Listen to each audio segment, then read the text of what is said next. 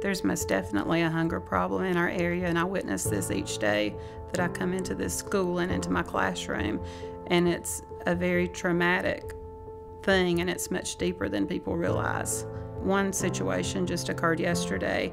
This little boy has tugged on my heartstrings all year long, and just something about him. When I went to hug him, I gave him a very tight hug, and I could feel every rib, you might as well say, in his body. Came back today, we had snack time, and he was the only child in the classroom that didn't have his cookies open.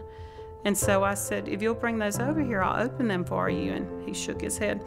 I said, why don't you want to open your cookies? And he said, I want to take those home and let my sister have those, to share those with her. And I said, how about we open your bag of cookies? I said, and I'll put some cookies inside your bag to take home. There's a hunger problem with our senior citizens, more than I ever realized.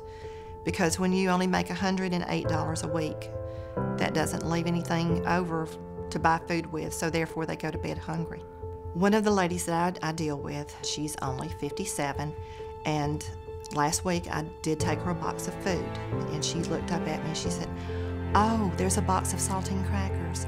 I've been wanting a box of saltine crackers for so long. That's so simple, but it made her so happy. And it's just, I take that for granted every day. The economy that we're living in right now does not present us the luxury of wasting any resources that we have. So let's take a back seat to judgment right now and how somebody got into a situation where they needed emergency food assistance. And if we can connect the food to the people, what's wrong with that? The food bank is essentially a wholesaler of free and reduced priced food to what are called feeding points, things like the community food pantry in Gainesville, Rick Rack in Dawson County, but we are a way of supplying those people with food where they don't have to spend all of their time out finding food and gathering food.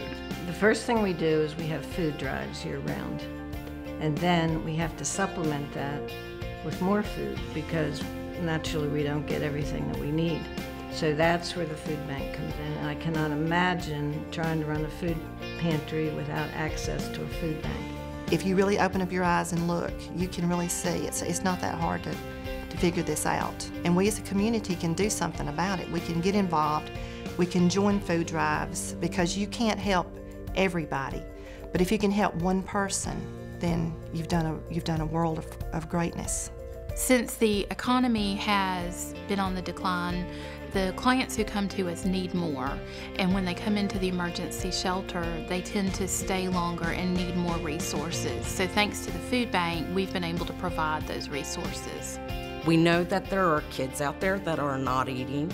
We know that 1 in 4 children go to bed hungry every night. We're well aware of those things, and I think because we are in the food industry, we have more people constantly coming to us for help. We think that the Georgia Mountain Food Bank can distribute for us and handle that for us. For every dollar that was spent on operating expenses last year for the Georgia Mountain Food Bank, $12 worth of food was delivered to the partner agencies in the 5-county area in Northeast Georgia. In the investment business, that's an incredible rate of return.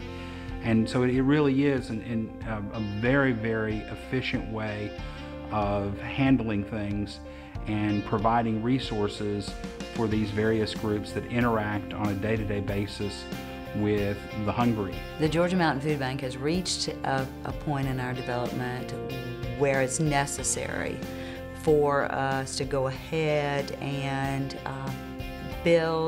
construct and build our first home. But the fact of the matter is, in the times that we're living in, we've got to be as resourceful as we possibly can. We cannot get this warehouse built fast enough. We will be raising the money to not only build the facility, but to equip it properly. And we're looking forward to coming together as a community and bringing our resources together financially to be able to make this happen. No doubts that it will. In my mind, I'm hoping that, maybe somehow we can break this cycle. If they see us giving, they're going to grow up and become givers themselves and give back to the community. It's up to us, to truly reach out and try to remedy this the best that we can. It's helping. It's getting it out there, and they're so appreciative. They're so appreciative. The children are so appreciative.